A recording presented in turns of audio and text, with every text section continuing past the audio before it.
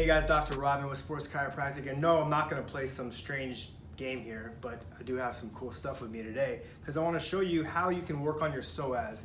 And if you've watched some of these videos, you've heard us talk about the psoas so many times. It's a real miracle muscle and it causes a lot of problems, and when you release it, it creates miracles. People get a lot better. The problem is it's such a deep muscle that it's hard to treat.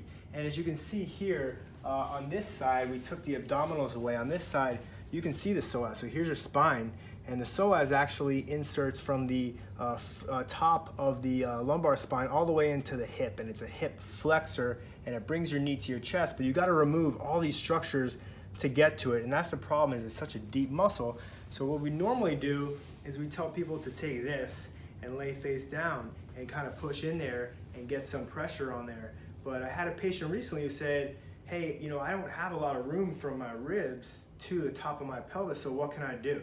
So there wasn't a lot of space to get that ball in here. So I kind of came up with this idea, and if you have one of these are great for a lot of things. They're good for kind of reaching your back here. They're good for scratching things, but they're good for a lot of areas. You can do a lot of self-myofascial release and trigger point therapy with these sticks, but it's really good for that psoas area for somebody who doesn't have a lot of space, because you got this little knob here and you can get right there. So we always tell people 1 or 2 inches out from the belly button, right about there is where the psoas starts, about 2 inches out.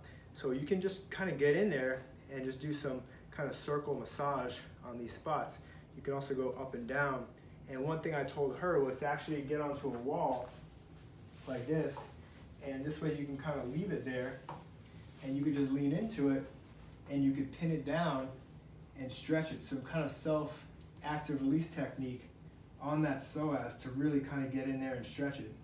And it's a deep muscle, so you do have to kind of get in there and kind of sometimes push some of the abdominal contents out of the way and angle it to get it into the appropriate area. But this is a really good way to self-massage the psoas.